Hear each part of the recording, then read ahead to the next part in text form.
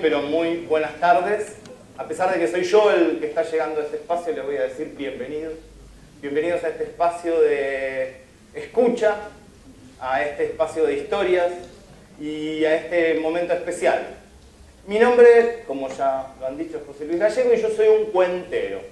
Hay gente que a este trabajo le dice cuentacuentos, hay otros que le dicen narrador oral. A mí narrador oral me suena a alguien que te está mirando la boca con algo, es raro. Y me gusta que me digan cuentero. Cuentero es un término que viene de Colombia. En Colombia hay muchos cuenteros, ustedes ya ven muchos colombianos acá, se darán cuenta que los colombianos hablan mucho. De ahí viene este arte. Y surge esta cuestión de contar historias del principio de los tiempos. Desde la época en que empezamos a transformarnos en esto que somos ahora. Desde la época en que aquel hombre y aquella mujer peludos, todavía, un poco más que ahora, quizás porque no se depilaban, descubrieron el fuego. En realidad el fuego ya lo conocían, porque era parte de la naturaleza, estaban los rayos, estaban los incendios, estaba ahí. Lo que descubrieron es la forma de cómo prenderlo, cómo apagarlo, cómo transportarlo. Y a partir de ahí, junto a ese fuego, en ese círculo, apareció un tiempo nuevo. Un tiempo para estar a salvo de los depredadores que se los querían morfar y de las inclemencias climáticas. Y en ese tiempo apareció algo distinto que cambió el curso de la humanidad y nos transformó en esto que somos ahora. Seres que son capaces de poner una estación espacial flotando en la estratosfera y criando plantitas ahí adentro, tirar bombas atómicas, etcétera, etcétera. ¿Por qué? Porque a partir de ese momento, en ese tiempo distinto, se empezaron a contar historias. Y esas historias no sucedían afuera, sino empezaron a suceder dentro de la mente de aquellos hombres y mujeres.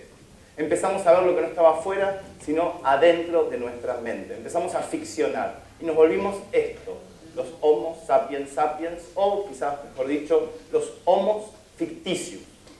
Y de ahí viene el origen de la literatura. Y de ahí viene mi trabajo, este oficio de contar historias. Pero la mejor forma de contarles cómo es mi trabajo, de mostrarles lo que hago, es contándoles un cuento. Los cuenteros decimos que para empezar lo que tenemos que hacer es instalar el universo. Y como yo recién estoy llegando, ustedes no me conocen, dirán, ¿y este tipo a qué se dedica? ¿Cuánto que habla? ¿Qué nos quiere vender? Etcétera, etcétera. Yo me voy a dedicar primero, ante todo, a instalar el universo. Y lo voy a hacer con un mito antiguo, del antiguo Japón. ¿Vieron que yo tengo un poco de cara de japonés? Mi papá decía que era porque mi mamá llevaba las camisas a un tintorero que estaba cerca de casa, pero igual me dio el apellido, por eso me llamo Gallego. Pero a mí me apasiona todo lo que tiene que ver con Japón, China. Debe ser por ese padre que nunca conocí y que solo llegó hasta mí a través del almidón que tenían las camisas de mi papá. Esta historia dice así, se titula Izanashi e Izanami. En el principio de los tiempos, todo era nada. Y la nada flotaba como una neblina densa, blanca, pesada. Y sobre esa neblina apareció un puente celeste. Y a ese puente celeste descendieron dos seres celestiales, Izanashi y su hermana gemela Izanami, los dos desnudos. El varón tenía una lanza en la mano adornada con piedras preciosas. Y apenas estuvo en el puente, lo primero que hizo fue hundir la lanza en la neblina.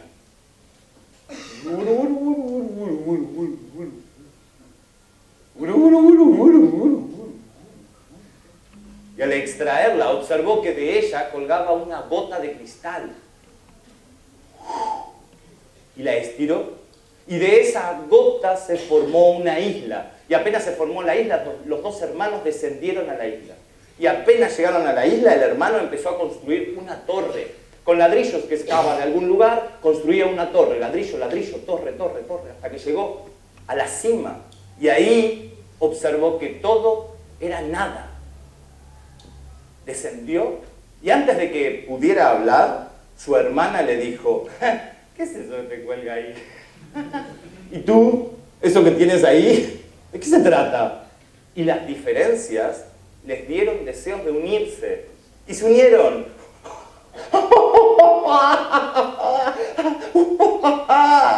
Y tuvieron un hijo horrible. Era como un pedazo de espuma feo. Lo dejaron en la neblina. Lo escondieron ahí. Y volvieron a intentarlo. ¡Y tuvieron otro hijo! Más feo que el anterior, era como una baba. Lo dejaron debajo de la neblina. Hicieron como que no pasaba nada. El hermano supuso, en esto los japoneses son un poco machistas, que todo el problema venía porque ella había hablado primero. Entonces le dijo, y le indicó que dieran una vuelta completa a la torre. Y cuando se volvieron a encontrar, él le dijo a ella, eres tan hermosa como la luna. Y en ese instante, del horizonte amaneció una luna inmensamente blanca, que la bañó con una luz, dejándola todavía más pálidamente hermosa. Y entonces se unieron. Y de esa unión nacieron las 8 islas del Japón, el cielo y la tierra, todos los animales que caminan en 4 patas, todos los seres verdes que no se mueven. Y en el momento en que ella estaba pariendo al espíritu del fuego, el espíritu del fuego la quemó por dentro. Y antes de morir, Izanami vomitó una abeja y cayó muerta.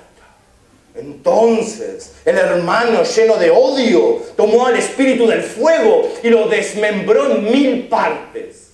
De allí provienen las criaturas más indómitas del infierno. Y luego el hermano se le dedicó a llorar. A llorar y caminar por el mundo que había creado. Pero no tenía sentido. ¿De qué servía ese mundo si no estaba su hermana? Tanto la extrañaba, tanto, que decidió ir a buscarla. La entrada al mundo de los muertos es una cueva, queda en una montaña. Junto a esa cueva crece un duraznero milagroso. Y hasta ahí llegó el hermano. A la entrada de la cueva se plantó y llamó a su hermana. ¡Izanami! ¡Izanami! ¡Izanami! Y de pronto, del fondo de la cueva, apareció su hermana, blanca, flaca, huesuda. Hermano, hermano, hermana, te necesito, vuelve conmigo, necesito tu presencia, el mundo no tiene sentido sin ti. Querido hermano, desde que vivo en el mundo de los muertos, ya no puedo salir cuando me place. Ahorita yo no... Tú, espérame aquí, no cruces esta entrada. Yo iré a hablar con el rey de la noche, con el dios Maya, pero tú no franquees este umbral. Y desapareció. Y ahí se quedó el hermano esperando la respuesta. Un día, 2, una semana, un mes. Pero el tiempo en el mundo de los muertos avanza tan lentamente como un bostezo sin boca. Se cansó. Y entonces Izanagi se sacó un peine prendido fuego que tenía en la cabeza, lo agitó y con el peine hecho una antorcha iluminó la cueva y cruzó la entrada. Al principio parecía una cueva pequeña y ahí nomás lo vio un ataúd. Ahí estaba su hermana y era horrible.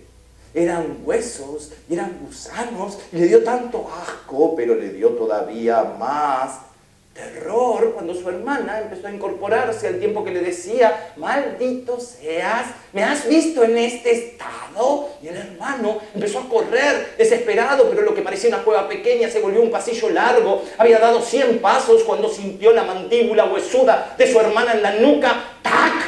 ¡Tac! En ese instante tiró el peine prendido fuego al aire y el peine se transformó en un racimo de uvas negras. Y la hermana, con un hambre ancestral, paró a devorarlas. Y fue así que Izanagi pudo escapar de la cueva, salir del mundo de los muertos. Y cuando pensaba que todo había terminado, recostado contra el duraznero milagroso, sintió que la montaña entera empezaba a temblar y de adentro de la cueva se escuchó un grito agrio y su hermana, acompañada de un séquito de guerreros de la noche que era como una nube de humo en torno a ella, salió de la cueva para abalanzarse sobre el hermano y Izanagi desesperado tomó 3 duraznos y... La montaña cedió La cueva quedó sellada. En el interior quedó su hermana y del otro lado quedó él. Te detesto. Vete de mí. No quiero saber más nada de ti. Y desde adentro de la cueva se escuchó que su hermana le decía: si tú me dejas, cada noche saldré y me comeré a 1000 de los tuyos. Si tú haces eso, le contestó el hermano, cada noche yo crearé a 1000 mujeres nuevas y cada una de ellas en su interior traerá a un hombre nuevo. Y fue así, mis queridos amigos, como Izanagi e Izanami crearon la vida y la muerte. Pero no pierdan las esperanzas, porque todavía en el Japón se sigue diciendo que quizás ellos algún día vuelvan a reconciliarse. Muchas gracias.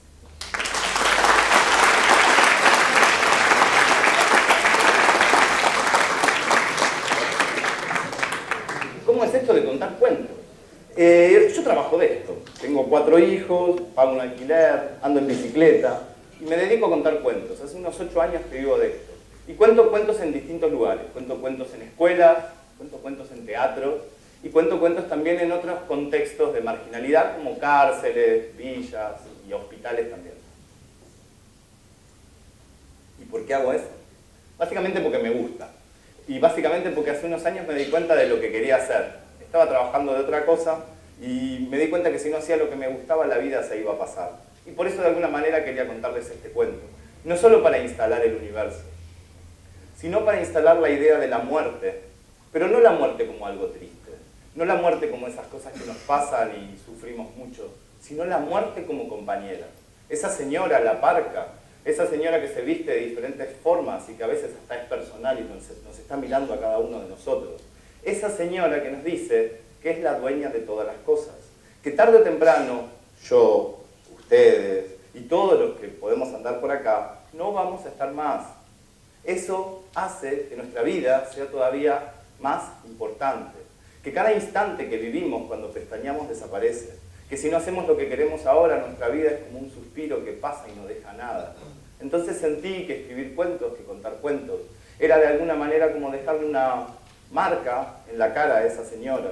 Que un día se va a poder llevar todo lo que yo hice, se va a poder llevar mis cosas, hasta mí, hasta mis amigos, pero no se va a poder llevar las cosas que ya no me pertenecen, que alguna vez salieron de mí y que hoy circulan, que hoy andan más allá de eso. Y por eso me dedico a contar y a escribir cuentos.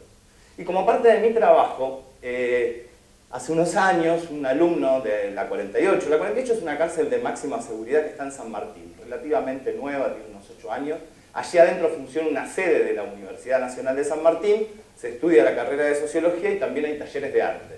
Y entre estos talleres de arte, hace 5 años que yo coordino para inventar y contar cuentos. Uno de esos alumnos, Waldemar Cubillas, que salió en libertad, decidió cambiar un poco el curso de su vida y se dedicó a alfabetizar, algo que había aprendido dentro de la cárcel y lo empezó a hacer en la Villa La Carcova. Y también surgió la posibilidad de construir una biblioteca. Como éramos amigos, como yo lo conocía y como me apasionaba lo que hacía, fuimos a ayudarlo. Al principio eran unos pales, unas chapas, hasta nos habían regalado un caballo moribundo que vivía en la biblioteca. Los pibes decían, esto no es una biblioteca, es una caballeriza. De hecho, teníamos que sacar al caballo, teníamos que sacar la bosta, contábamos cuentos, volvíamos a poner el caballo. Hoy ya la biblioteca creció mucho, tiene techo de losa y todos los sábados se trabaja para que eso continúe. Y entonces los que se acercaron a esa biblioteca eran los nenes que estaban dando vuelta por la basura, que estaban jugando por ahí, que vivían en la canchita. Y con ellos empezamos a armar un taller para inventar y contar cuentos. Y a veces, o en general, nos saltamos el proceso de la escritura y directamente los contamos y los grabamos las historias. Y a veces no las acordamos y no están escritas.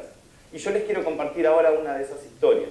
Es una historia que inventé para un taller de títeres de papel y que de alguna manera trascendió ese día y sigue contándose por ahí. Es una historia que, si bien inventé yo, de alguna manera se terminó de leudar, se terminó de armar con la presencia de estos pequeños, que tienen que verlo, se suben acá, tienen 8 años y te cuentan una historia y no lo podés creer. Pero bueno, hoy no es el caso, hoy me va a tocar a mí contárselas. Es la historia de Viruta, se llama, o el niño de papel. Y dice así: Julián Es un pibe que vive en la Carcova. Le dicen viruta porque tiene todo el pelo como si fuera una virulana. El papá de Julián trabaja en Longchamps. Para ir a trabajar se toma 3 colectivos, tarda unas 3 horas más o menos. Y para volver del trabajo se toma otros 3 colectivos y tarda otras 3 horas. Los domingos a la mañana el papá de Julián es el mejor papá del mundo. Hasta es capaz de ir a remontar barriletes. Pero los días de semana, mejor no te acerques. Y eso lo sabe Julián. Entonces lo que hace es que se va a la canchita. Y más o menos se queda ahí en la canchita hasta las 2, 3 de la mañana cuando sabe que la mayoría de las personas duermen y su papá también. A veces se queda dormido arriba de la mesa el padre y otras veces lo encuentra en la cama. La cuestión es que los pibes del barrio dicen que de noche en la canchita aparece la Llorona. Que la Llorona es una señora que pasa con un vestido blanco y que no toca el piso, que está buscando a su hijo. Y otros dicen que de un agujero al lado del arco sale el Yacilla Teré. Pero Julián sabe que todo eso es mentira, porque él está todas las noches en la canchita y en la canchita no pasa nada. Bueno, una vez pasó algo. Una vez Julián estaba ahí contra el arco y de pronto escuchó que lo llamaban. ¡Viruta! ¡Viruta, Viruta! ¡Viruta! Acá señora, acá. Le apareció una vieja que tenía un collar de perro, pero no tenía perro. Y cuando se acercó a Julián le dijo, pero vos no sos mi perro, querida. No, señora, no. ¿Qué haces acá solito? ¿Qué haces? ¿Por qué no venís a mi casa a tomar un poco de sopa con pan con grasa? ¿Por qué no venís? Vení. Y lo fue llevando, la vieja, por los pasillos de la Carcova. Los pasillos de la villa son entreverados y por ahí no entran los autos. Y la mayoría de las casas están hechas de ladrillo hueco y techo de chapa. Pero hay algunas que son de cartón o de madera y de techo, tienen una pileta pelopincho pinchada. La casa de la vieja era de cartón y techo de madera y prácticamente se estaba por caer. Pero cuando Julián entró, vio que adentro la casa era inmenso. Tenía piso de mosaico, una mesa de madera larga, lustrada. Y la vieja cumplió. Le trajo un plato de sopa, un poco de pan con grasa, y Julián empezó a comer. Y entonces la vieja desapareció y volvió a aparecer con un delantal todo lleno de pintura, manchado, una paleta de colores en la mano y un pincel en la boca. Y le dijo, ¿te molesta si te pinto, querida? No pasa nada, señora. Y la vieja se puso a pintar, con una tril, una tela, se puso a pintar a Julián. Y él comía, tomaba la sopa y en un momento, panza llena, eran como las 2 de la mañana, le dio sueño y empezó a cabecear. Y la vieja le dijo, quietito, un poquito más. Dio un par de pinceladas y de pronto Julián se dio cuenta que no se podía mover. Y la tenía la vieja ahí adelante, que agarró el papel y dijo, otro boludito más.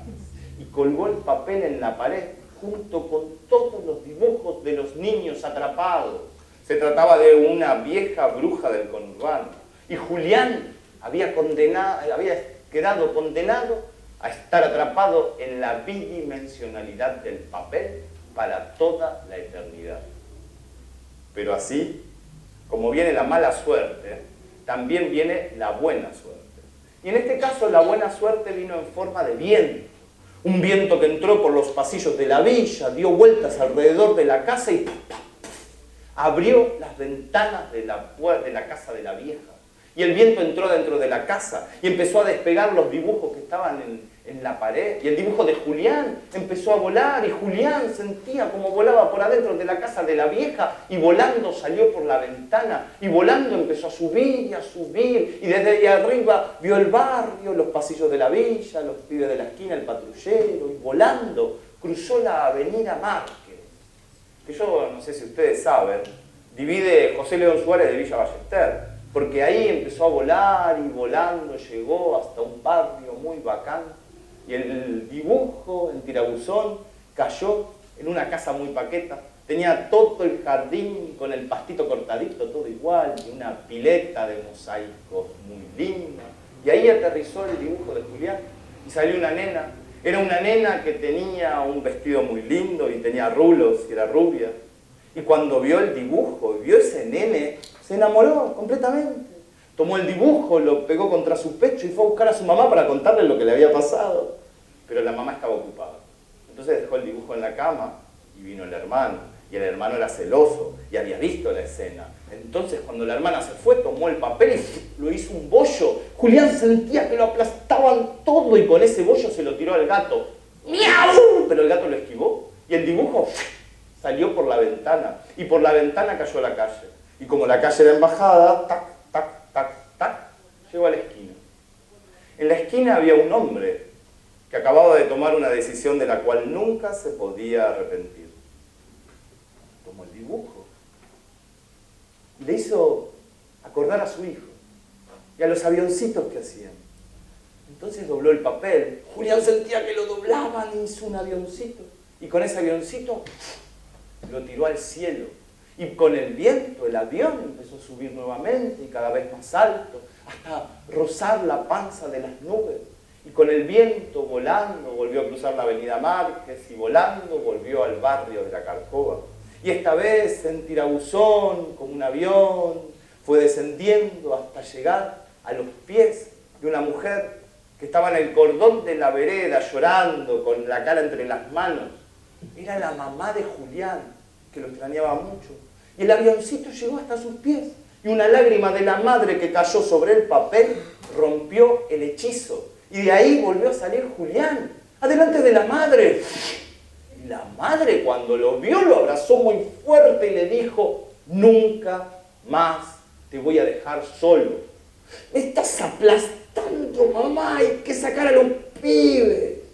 Y dicen que Julián y su mamá fueron a buscar a los padres de los pibes que faltaban hacía tanto tiempo. Y que todos juntos fueron a la casa de la vieja y que empezaron a llorar.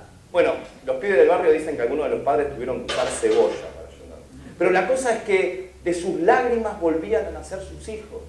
Nacían ahí de los papeles y cientos de niños salían de la casa de la vieja. Y dicen que hoy aquellos niños que alguna vez quedaron atrapados en los papeles, hoy son artistas. Y se dedican a pintar y a enseñar a pintar cuadros.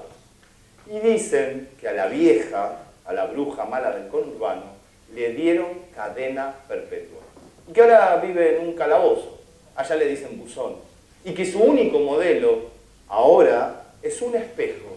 Y que, colorín colorado, esta historia se ha terminado.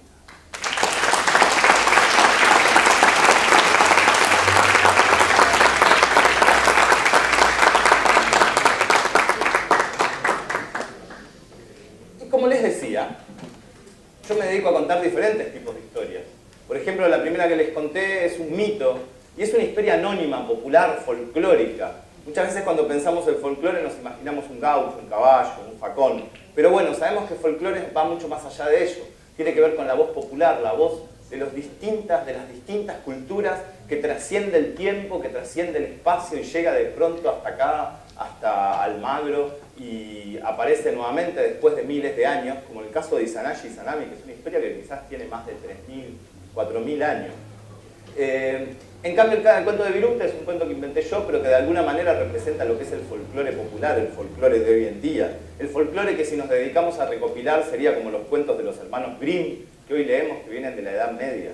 Porque si el folclore no lo recopilamos, es como el agua, es como intentar pensar que nos podemos abastecer para calmar nuestra sed llevando el agua entre las manos, que nos va a durar unas horas, con mucha suerte, y finalmente se va a terminar escapando de nuestras manos. Con el folclore sucede lo mismo. En la medida que no lo recopilamos, que no lo guardamos, desaparece, se va, no queda nada. Otro ejemplo de un cuento folclórico y que tiene mucho que ver con la historia que les conté recién, es una historia china que me apasiona, que se la conoce como el cuadro, como el retrato. Me llegó hasta mis manos, recopilada por un recopilador que se llama Henri Hugo, un francés, y él la tituló como El viaje de Chu. Y dice así: Chu y Meng eran dos amigos.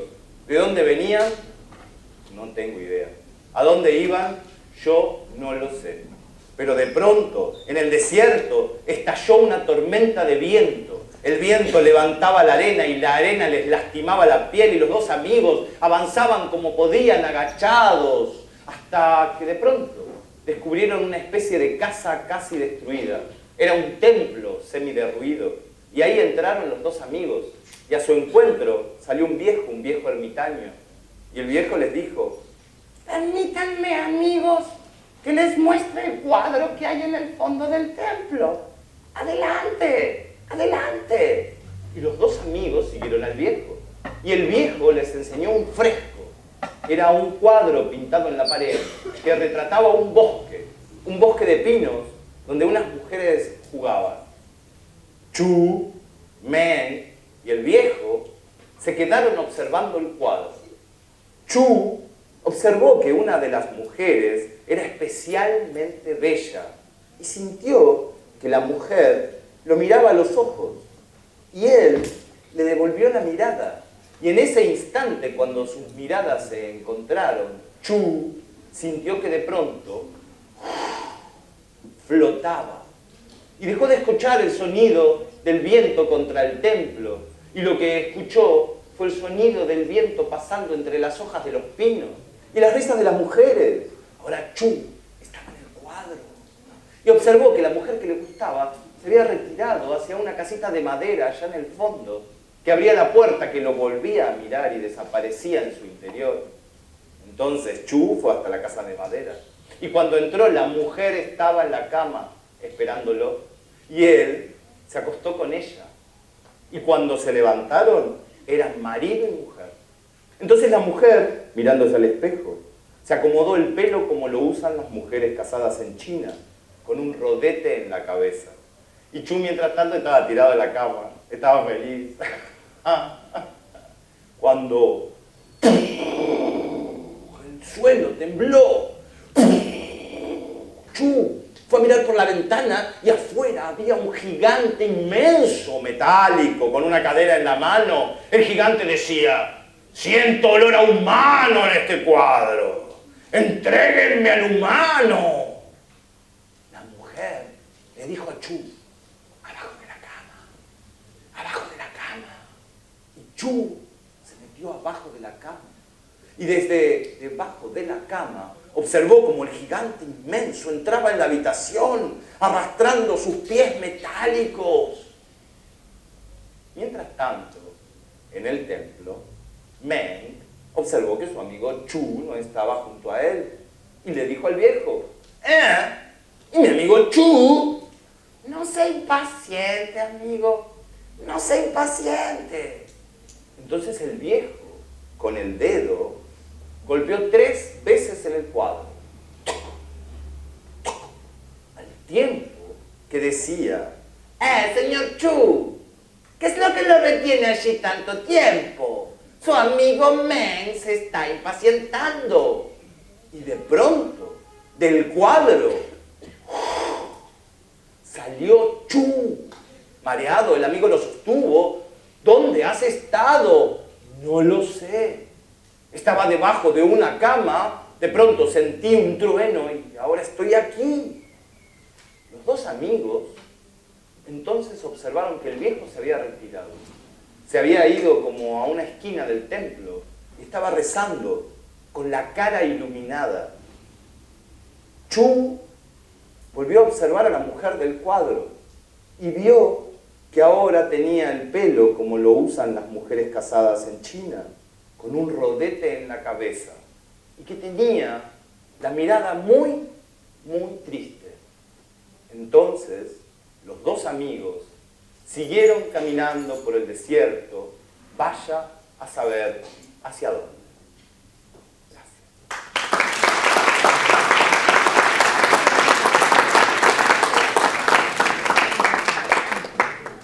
Y de alguna manera, en mi trabajo, hay algo que yo considero que es fundamental, ¿no? A la hora de poder trabajar, por ejemplo, en un hospital, o trabajar en una escuela, o trabajar en una cárcel. Y es una herramienta, es algo que nos da mucho poder.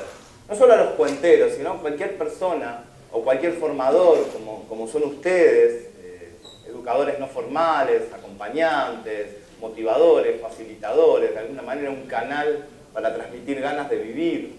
Hay una herramienta que es fundamental, y que es un arma poderosa, y se trata del humor.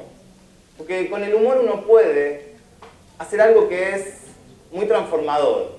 No solamente el humor que puede generar un chiste, sino la capacidad de reírse de uno mismo. A ese tipo de humor me refiero.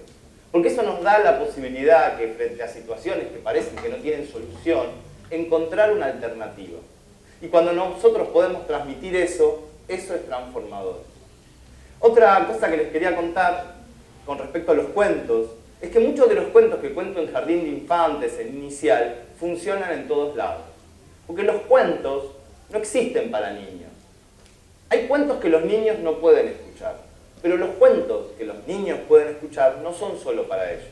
Si son solo para ellos y a los adultos no les gusta, sencillamente porque los cuentos son malos. Pero si no, esos cuentos tienen que funcionar en cualquier lugar. Y una experiencia que quiero compartir con respecto a esto es contarles una historia que yo vengo contando en todos los lugares. Que ya me puse como objetivo que todo el mundo pueda conocer esta historia y que también de alguna manera se la lleve puesta. Como si de acá se llevaran un traje y ustedes pudieran comentarla, compartirla, transformarla. Porque cada vez que esa historia pase a través de ustedes va a ser una nueva historia, una historia distinta y única. Y es una historia muy antigua también, que viene del otro lado del mundo. Esta historia viene de la Melanesia. Y ustedes tienen que ver lo que pasa cuando uno cuenta esta historia, por ejemplo, en la cárcel número 2 de Sierra Chica. Una cárcel que tiene 120 años de antigüedad y que triplica su capacidad de población. Es una cárcel para 700 personas que en este momento hay 1.700 hombres encerrados ahí, viviendo básicamente un infierno. Pero sin embargo, cuando voy a la escuela y cuando se juntan un grupo de personas como ustedes, cuando los veo, cuando les cuento cuentos, aparecen sus caras de niños. Y eso es increíble en gente con tatuajes muy duras, ¿sí? Como de pronto aparece esto, que es sus caras de cuando eran niños. Y eso es transformador. La historia se titula La sequía y dice así. Era un día de mucho, pero mucho calor. Y la historia que les voy a contar es la historia de una rana. Pero no era cualquier rana, esta era una rana un poco glotona, tenía un poco de sed. Y como hacía mucho calor empezó a tomar agua. Primero tomó un poquito de agua, después tomó otro poquito de agua, después tomó otro poquito de agua, después tomó otro poquito de agua, después tomó otro poquito de agua, después, y así, hasta que esa rana, ese día de calor, se tomó todo el agua que había en el planeta. Se empezó a hinchar, la piel de verde se volvió transparente, cada vez más grande, hasta que esa rana ese día de calor se volvió inmensa, como si fuera una montaña gigante de color azul, que arriba tenía una cabeza chiquitita de rana, que los miraba a todos más o menos así. Con indiferencia, sin importarle lo que sentían los otros, porque abajo los animales se morían de sed, no había agua. Los peces en el río seco decían, bueno, a ver, ¿cuándo va a venir el ego? ¿Te secaste? Los monos masticaban hojas secas y decían, ¡agua! Un mono de tan seco que estaba se hizo polvito y se cayó deshidratado de la rama. No podían más. Se juntaron, armaron como una especie de consejo, pero no se escuchaban, hablaba uno, hablaba otro, hasta que de pronto uno de los hombres, en esa época los hombres todavía eran de madera, uno de los hombres dijo, ¡hay que hacerlo reír! ¡Hay que hacerlo reír! ¡Hay que hacerlo reír! Empezaron a decir todos, y sin perder tiempo, empezaron a construir un escenario adelante de la rana. Traían troncos, traían ramas, la rana los miraba desde ahí arriba. ¿Cómo iban construyendo? Las primeras en actuar fueron las jirafas. Las jirafas hicieron algo que era realmente gracioso. Una jirafa se paró por un lado, la otra jirafa se paró por el otro. Empezaron a hacer un baile contorneando sus colas y caderas y se enredaron en los cuellos y empezaron a dar vueltas. Uno se caía para un lado, otro se caía para el otro. Un rinoceronte se empezó a tentar, se empezó a reír y de la risa empezó a correr, se estampó contra un árbol y las patitas le quedaron en el aire. Pero la rana no se reía. Los segundos en actuar fueron los monos. Un mono gordo y fuerte se subió otro mono a la cabeza. Y a ese mono se subió otro mono. Y a ese mono se subió otro mono. Y otro mono más. Y otro mono más. Y a ese mono otro mono más. Y un mono más. 179 monos. Una fila oscilante de monos. El mono de arriba estaba a la misma altura visual de la rana y tenía una banana seca en la cabeza y le hacía... Pero la rana La rana no se reía. El mono de abajo era un mono gordo, era un mono fuerte, pero de pronto se escuchó... Se cayó un mono arriba de un mono, había una pila de monos, un olor a mono insoportable. Pero la rana no se reía. 3 monos que no estaban de acuerdo con el plan de hacer reír a la rana decidieron tener un emprendimiento personal y fueron a buscar al rinoceronte, lo sacaron del árbol y decidieron ir a pinchar a la rana. Pero cuando llegaron, desaparecieron impulsados por la elasticidad de la rana y nunca nadie más los volvió a ver. Cuando un león vio eso, se entregó. Se tiró al pasto seco y dijo: prefiero morir de sed. Una jirafa que estaba al lado se tiró al lado del león y dijo: yo también prefiero morir de sed. Y así se empezaron a tirar todos. Todos los animales tirados, sin voluntad. Y cuando ya nadie podía más, apareció un animal que no tenía ni brazos ni piernas. Colaboración. Un poco más grande que una lombriz. Un poco más pequeño que una serpiente. No, un poco más grande que un gusano, pero más pequeño que una serpiente. No tenía ni brazos ni piernas. En esta parte en general, cuando yo cuento en las escuelas, me da como una... No, un poco más grande que una lombriz. Me empiezo a poner como mal. No, un poco más grande que una oruga, pero más chica que una serpiente. Les empiezo a gritar a los nenes y les digo: ¡no, no! Y entonces las maestras que están se sienten identificadas y empiezo a pedir carpeta psiquiátrica y pasan muchas cosas. Los nenes me empiezan a decir caracoles. Digo: ¡con casita, no! Y así yo me desquito, hago catarsis, me calmo, me vuelvo a poner mal. Las maestras se ponen nerviosas, algunas se ríen. Una...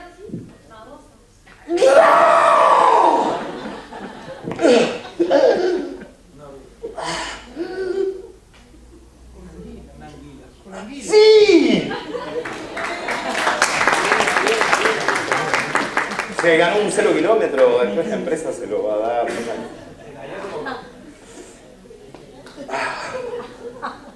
Mucho más tranquilo. Bueno, una anguila se subió al escenario y empezó a hacer un baile que era más o menos así.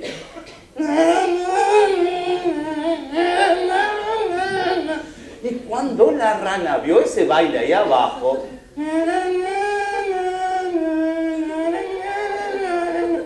algo en el baile de la anguila produjo en la rana una especie de hipo. Y lo que se vio fue algo más o menos así. Como las paredes inmensas de la rana hicieron...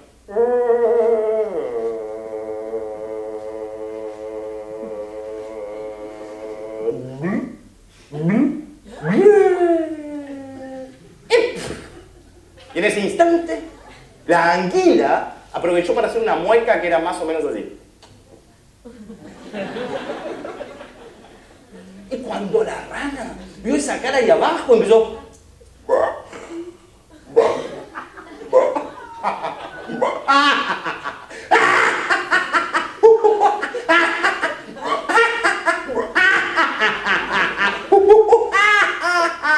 Y todo el agua del planeta que estaba dentro de la rana empezó a salir toda junta. Y la rana que se seguía riendo. Y los animales que veían que venía el agua se empezaron a levantar, se empezaron a poner contentos, les caían las primeras gotas y el agua toda junta y los animales que festejaban y ¡push! Se murieron todos. No, la verdad es eso. Yo en general en el jardín de infantes digo que no, que vivieron. La verdad es que no. Somos grandes. Se murieron todos. Inclusive la rana...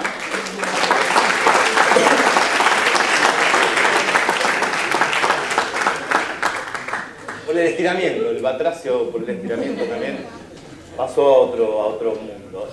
Sin embargo, gracias a que aquella rana de la antigüedad, gracias a que aquel batracio primigenio largó las aguas, de allí volvió a nacer la vida. Porque la vida siempre vuelve a nacer. Muchas gracias.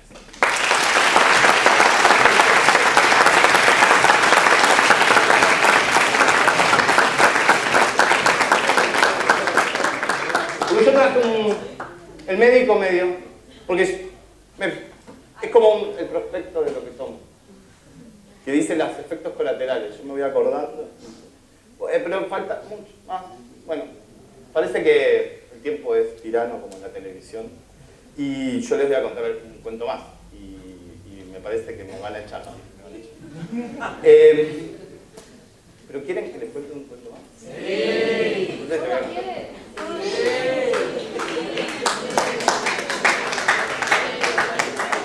Bueno, entonces, haciendo honor a mi padre biológico, les voy a contar una historia del antiguo Japón. Creo que todos conocen a los samuráis. ¿Todos conocen quiénes eran los samuráis? Los antiguos guerreros del ejército japonés. Y esta es una historia sobre un samurái. Un samurái que se llamaba Kasai. El samurái Kasai. Y dice así. Una vez, un samurái que se llamaba Kasai volvió a su casa. Y como es habitual en los japoneses, se sentó sobre sus talones. Y en ese momento, de pronto, escuchó una voz. No era una voz que venía de afuera, sino una voz que venía desde adentro de él mismo. Una voz que le decía, ¡Samurái! ¡Encuéntrame! ¡Soy tu alma! ¡Estoy camino al cielo! ¡Estoy camino al infierno! ¡Samurái! ¿Eh?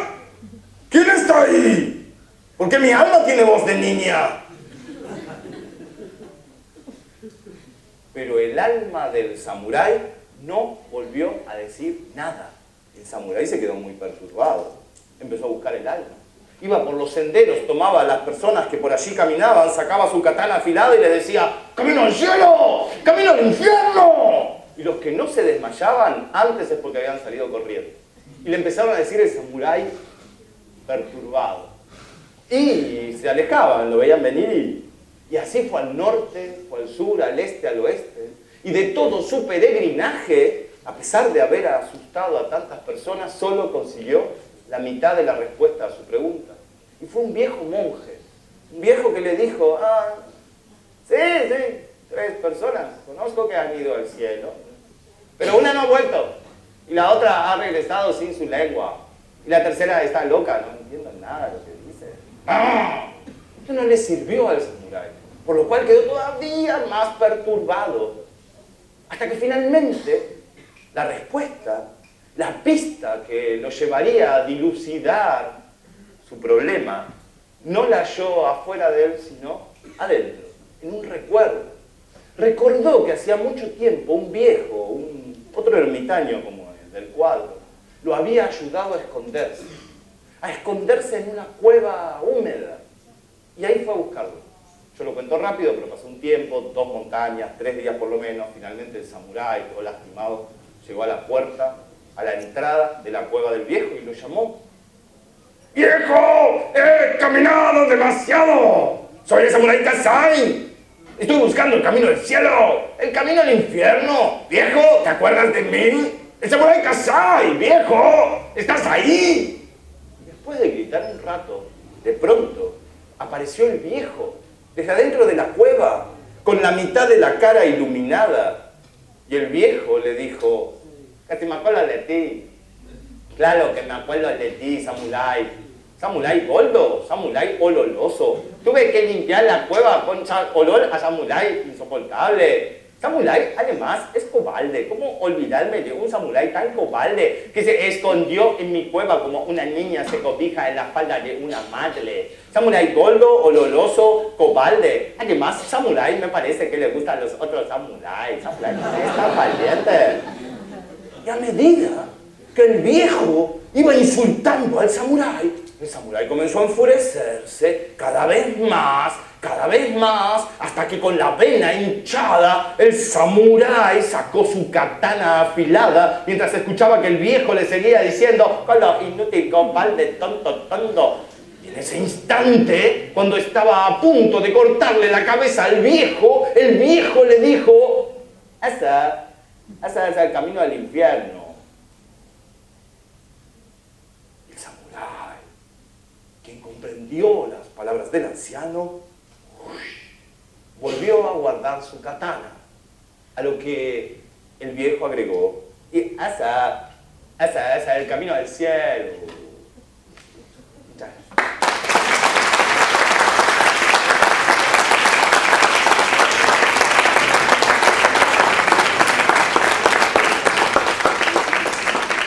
Aquel viejo, en esa cueva húmeda, instaló en la mente del samurái una línea. De un lado de esa línea colocó el bien, el cielo, la paz, la comprensión. Y del otro lado de esa línea colocó el infierno, la violencia, la guerra. A veces, como narrador, yo también instalo una línea en el subconsciente, en la imaginación de mis oyentes. Otras veces dejo que la instalen los oyentes, pero la mayoría de las veces, en los lugares donde trabajo, la línea ya está instalada. De un lado de esa línea está el bien, y del otro lado de esta línea está todo lo que no queremos ver. Como narrador, mi trabajo es contar historias del otro lado de la línea en general. Por eso trabajo en cárceles, por eso trabajo en psiquiátricos, por eso trabajo en la villa. Y lo que encuentro es que en general lo que está del otro lado de la línea es lo que llamamos el margen, es la marginalidad.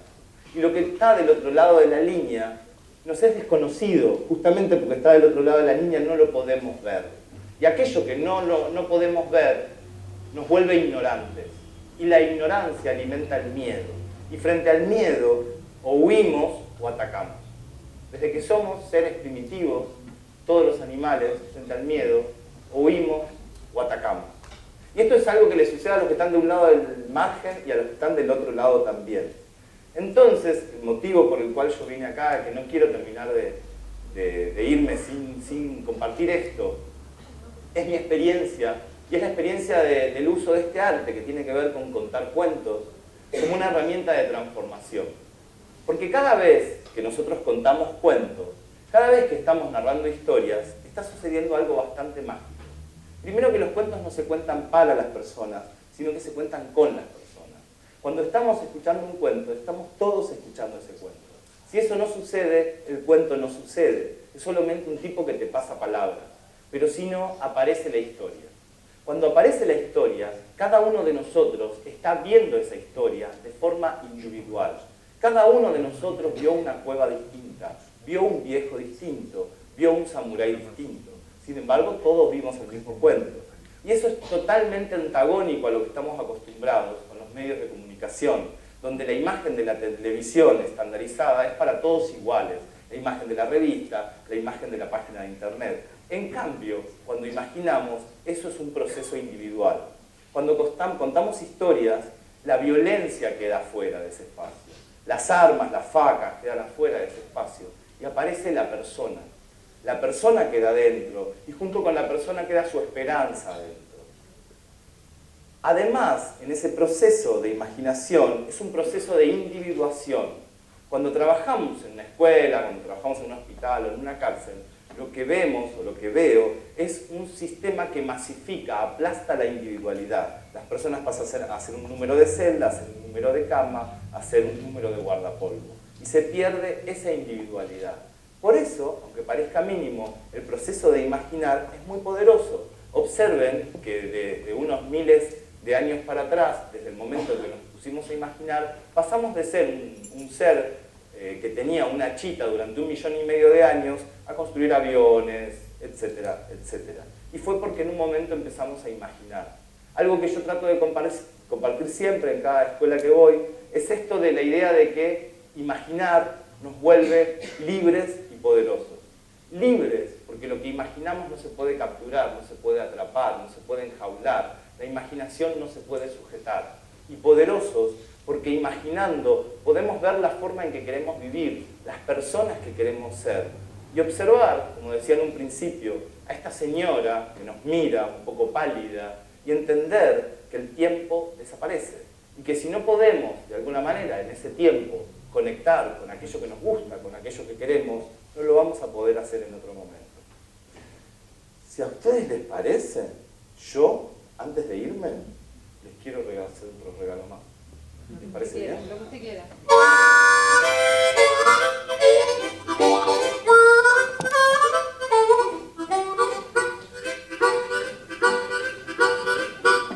Porque yo no que antes de existir esta escuela, esta ciudad, acá había otra cosa. Aquí había un bosque hermoso, de colores, lleno de animales, árboles, increíble. Y entre esos animales había un elefante, pero no era cualquier elefante, era un elefante muy especial porque le gustaba cantar. Y cantaba cosas que decían más o menos así. Soy un elefante gris, grande por naturaleza.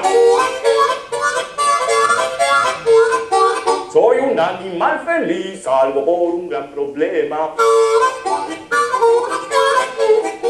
A veces me hago pis y me asustan los ratones. Soy un animal miedoso, traten de no asustarme, por favor.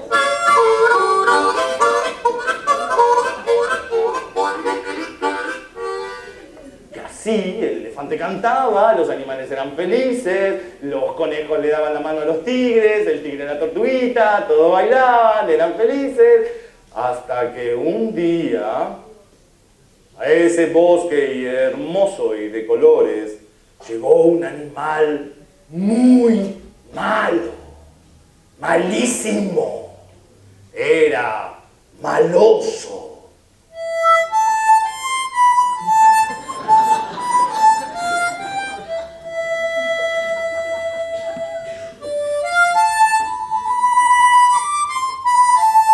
Era un animal Así de grande, un ratonero.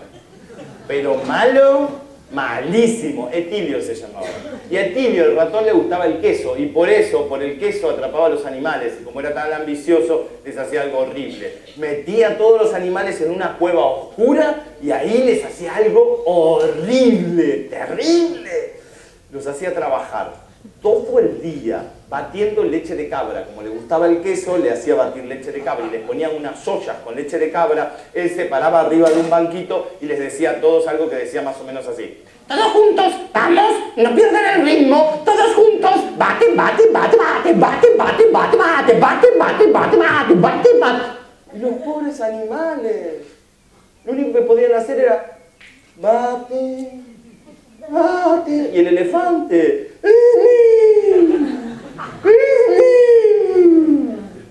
y así el bosque hermoso y de colores se volvió un lugar oscuro, triste y gris, porque todos los animales, absolutamente todos, todos no. No, había uno que no, porque era muy chiquitito y vivía debajo de la tierra. Tenía antenitas, pequeño, 6 patas. ¡Sí! ¡Muy bien! Pero no era cualquier hormiga, era una hormiga muy especial, porque se llamaba Julieta y era hermosa. Era la hormiga más hermosa de todo el hormiguero. Todos los hormigos estaban enamorados de ella. Las hormigas le pedían consejos de billutería. La cuestión es que cuando Julieta salió al bosque y se encontró ese bosque oscuro, triste y gris, dijo: ¡mi bosque! Y cuando pasó por adelante de la cueva del ratón y vio ese elefante haciendo, pensó: ¿qué puedo hacer yo, una hormiga tan pequeña, para ayudar a un elefante tan grande atrapado por un ratón tan maloso? Y pensó y le ocurrió una idea.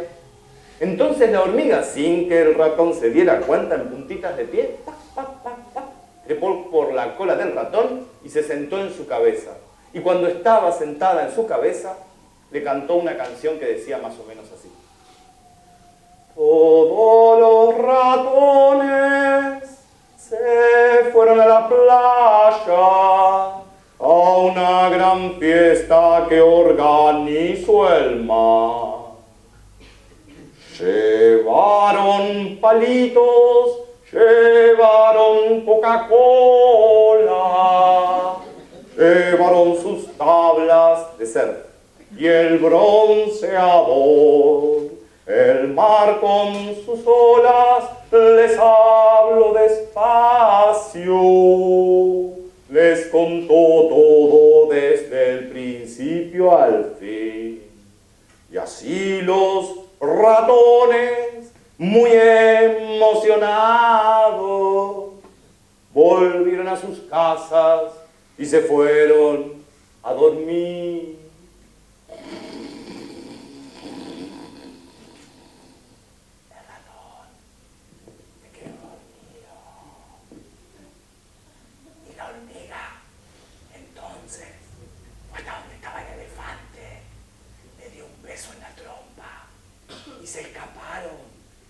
dicen que el elefante y la hormiga se enamoraron perdidamente.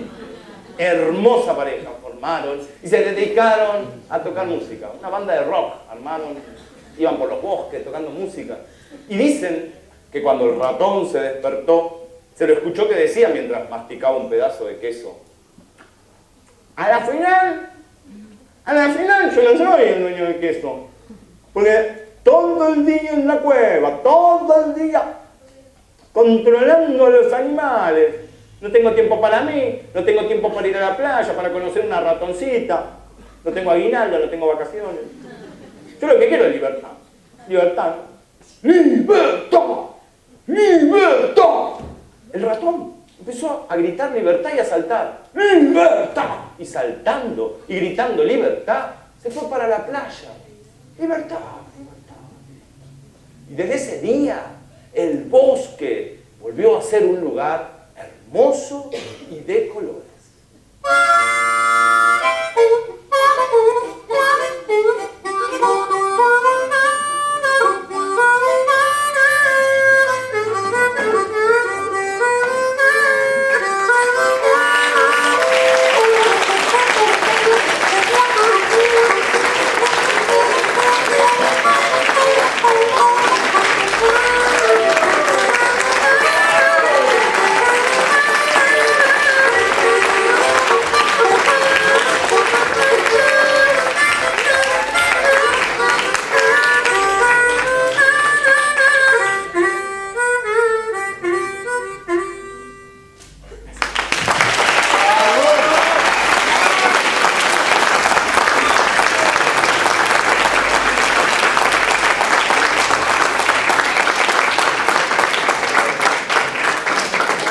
Muchas gracias por invitarme, muchas gracias a Lenayet, gracias a todos ustedes, Madri, Jim, futuros educadores actuales, educadores transformadores, porque en las manos de ustedes está la posibilidad de sembrar esa semilla, que es la semilla de la imaginación, a través de contar cuentos. Contar cuentos es algo que cualquiera de nosotros puede hacer, es algo que viene de la humanidad, no se necesita más que una silla, ni siquiera un micrófono, se puede hacer en cualquier lugar. Y es algo, como verán, que es transformador, es algo que suceden cosas.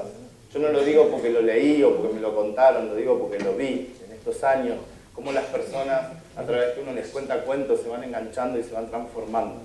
Para mí es un placer no solo trabajar de esto y contar cuentos y divertirme como si tuviera 4 años, porque más o menos tengo esa edad, sino también poder trabajar de esto, dedicarme a esto. Y esto no sería posible sin el apoyo de ustedes, sin la posibilidad que me dan. Así que nada, yo les quiero agradecer este tiempo, este espacio de escucha, que es un espacio distinto. Es un espacio que está salvado del gran tsunami de las telecomunicaciones y que sobrevive. Y es el espacio ese, ¿no? Es el espacio que nos sirve para transformar con muy poco, como la hormiga, todo. Así que muchas, pero muchas gracias.